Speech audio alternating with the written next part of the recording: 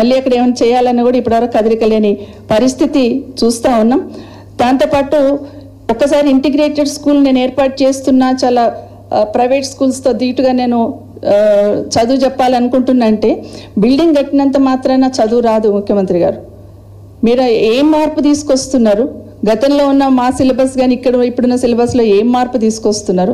ఊరికైనా బిల్డింగ్లు కడుతున్నాం, కేసీఆర్ గారు కట్టారు కాబట్టి నేను కూడా కట్టి పెడతాను బిల్డింగ్లు అంటే కుదరదు. కేసీఆర్ గారు కలెక్టర్లు కట్టారు, ఎస్పీ ఆఫీసులు కట్టారు, సెక్రటరీ కట్టారు, కాబట్టి నేను కూడా ఇంటిగ్రేటెడ్ స్కూల్ కట్టేసి వదులుతుంటే కాదు. దాంట్లో ఎవరిని జాయిన్ చేసుకోవాలనుకుంటున్నారు? ఇంటిగ్రేటెడ్ స్కూల్స్ మీరు కడితే గురుకులలో ఉన్న పిల్లల్ని అక్కడ షిఫ్ట్ చేస్తారా? గవర్నమెంట్ స్కూల్లో ఉన్న పిల్లల్ని అక్కడ షిఫ్ట్ చేస్తారా? కొత్త పిల్లల్ని రిక్రూట్ చేసుకుంటారా? అది చెప్పాల్సిన అవసరం ఉంది. నిజంగానే మీరు ఇన్ని డబ్బులు ఖర్చు పెడుతున్నాము విద్యాశాఖ మీద అని గొప్పగా చెప్తున్నారు కదా, వెల్కమ్ చెప్తాం మేము. ఇంకా ఎక్కువ ఖర్చు పెట్టండి, ఇంకో 1000 కోట్లు అదనంగా ఇవ్వండి. గురుకులాలు ఇప్పటికీ ఒక సగం గురుకులాలకు బిల్డింగ్లు కట్టున్నాం, మిగతా వాటి కూడా కట్టే ప్రయత్నం చేయండి.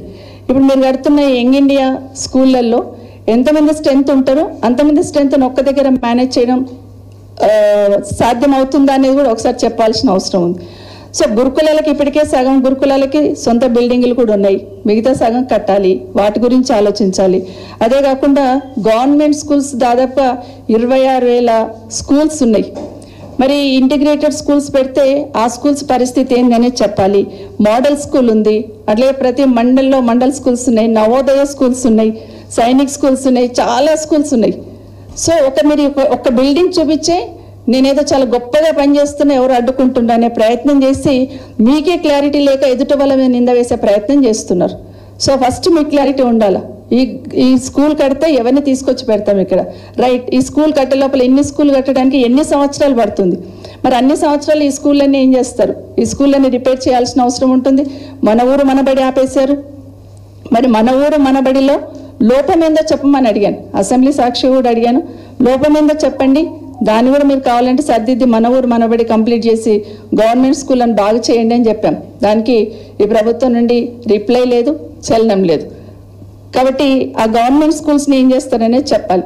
మండలంలో ఉన్న మండల స్థాయి స్కూళ్ళని ఏం చేస్తారు? ఈ ఒక్క స్కూల్ని కట్టేసి ఈరోజు ఎవరు అడ్డుకుంటుండని చెప్పే ప్రయత్నం చేస్తూ ఉన్నారు. దయచేసి ఒక క్లారిటీ ఇవ్వమని ఈ ప్రభుత్వాన్ని కోరుతా ఉన్నాను. ఎందుకంటే ఒక్క దగ్గర స్కూల్ కడితే మిగతా పిల్లలందరినీ ఏ విధంగా అక్కడికి తీసుకొస్తారు?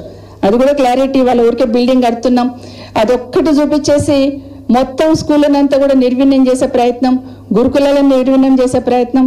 మొన్న గురుకులాలకి ప్రైవేట్ బిల్డింగ్స్లలో నడుస్తున్న గురుకులాలకి రెంట్ కట్టక మీరు ఖాళీ చేయండి నా బిల్డింగ్ వాళ్ళు ఓనర్స్ అడుగుతున్నారని మొన్న న్యూస్ చూశాను. మరి దాని మీద ఎందుకు దృష్టి లేదండి ముఖ్యమంత్రి గారు? ఇంకా మీ బిల్డింగ్లు అయితే కంప్లీట్ కాలే కదా పిల్లలను షిఫ్ట్ చేయడానికి. మరి ఆ బిల్డింగ్లకి, ప్రైవేట్ బిల్డింగ్లకి రెంట్ ఇవ్వాల్సిన అవసరం ఉందా లేదా? దాని మీద దృష్టి పెట్టాలి కదా ఈ ప్రభుత్వం. మరి ఎందుకు వాళ్ళందరూ కూడా ఖాళీ చేయమని అడుగుతున్నారు అనేది ఒకసారి గమనించమని కోరుతా ఉన్నాను. ఇదే కాకుండా ఇంకొక మాట మాట్లాడారు నిన్న, కేసీఆర్ హయాంలో అసలు ఉద్యోగాలే ఇవ్వలేదు అనే మాట మాట్లాడిన విషయం విన్నాను నిన్న. ముందు స్కూల్లో పిల్లలను కూర్చోబెట్టుకొని, అసలు ముఖ్యమంత్రి గారికి బాగా అలవాటు అయిపోయింది, ఎక్కడ ఏ మీటింగ్ అన్నా ఉండనియండి, కేసీఆర్ గారు జపం చేయకపోతే ముఖ్యమంత్రి గారి మీటింగ్ కంప్లీట్ కాదు. ఏదైనా ప్రోగ్రాం చేసినప్పుడు వినాయకుడి పూజ చేస్తాం, ఇక్కడ కూడా అంతే. గౌరవ ముఖ్యమంత్రి గారు ఆ జపం చేసేంత వరకు ఏ ప్రోగ్రాం కూడా కంప్లీట్ కాదు. అది ఏ ప్రోగ్రాం అన్నా కానివ్వండి, ఆ కుటుంబాన్ని, కేసీఆర్ గారి కుటుంబాన్ని అనకపోతే అసలు ముఖ్యమంత్రి గారు దాన్ని ప్రోగ్రాం కూడా క్లోజ్ చేయరు. నేను అన్నారు అసలు గవర్నమెంట్ ఉద్యోగాలు ఇవ్వలేదు 10 సంవత్సరాలని.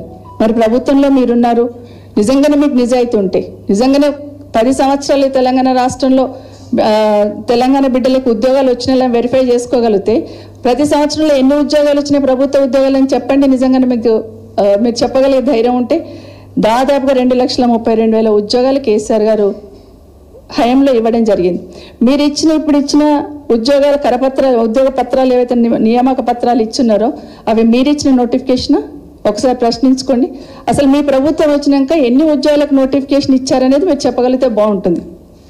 ఎంతసేపు నియామక పత్రాలు నేను ఇచ్చానని చెప్తున్నారు. కానీ ఆ నోటిఫికేషన్లు ఎప్పుడు వచ్చినాయో ఆ ఉద్యోగ పత్రం తీసుకుంటున్న ఆ బిడ్డకు తెలుసు కదా, తెలంగాణ బిడ్డ ఖచ్చితంగా తెలుస్తుంది ఎప్పుడు ఇచ్చారు నోటిఫికేషన్, ఎప్పుడు వచ్చిందని. మీరు ఏదో చెప్పినంత మాత్రాన మీరు చెప్పిన మాటలు నిజమని నమ్మే స్థితిలో తెలంగాణ ప్రజలు లేరు. కాబట్టి మీరెన్ని ఇస్తారు? మీరు సంవత్సరం లోపలే ఇచ్చేస్తామన్నారు కదా ఉద్యోగాలు. ముందు ఆ ఉద్యోగాలు ఎక్కడున్నాయో చెప్పే ప్రయత్నం చేయాలని గౌరవ ముఖ్యమంత్రి గారిని కోరుతా ఉన్నాను. అదే కాకుండా ఇంకా మాట్లాడుతూ ఇంకొక మాట మాట్లాడారు. కేసీఆర్ గారు గొర్రెలను పెంచుకోమన్నారు, చేపలను పట్టుకోమన్నారు, ఇంకేదో మాట్లాడున్నారు. కేసీఆర్ గారు చెప్పినట్టు కుల వృత్తులకు పెద్దపీట వేస్తామని తెలంగాణలో ఉద్యమప్పటి నుండి మాట్లాడుతున్నాం అందరం కూడా. కుల వృత్తుల మీద ఆధారపడ్డ వాళ్ళకి ప్రభుత్వ పరంగా 100% అండగా ఉండాలి. కానీ వాళ్ళ బిడ్డలే కదా ఈరోజు గురుకులాల్లో చదువుతున్నారు. ఆ పేద బిడ్డలే కదా, ఆ minority SC ST BC minority బిడ్డలే కదా ఈరోజు గురుకులాలలో చదువుతున్నారు. మరి ఎందుకు వాళ్ళ మీద దృష్టి ఉండట్లేదు?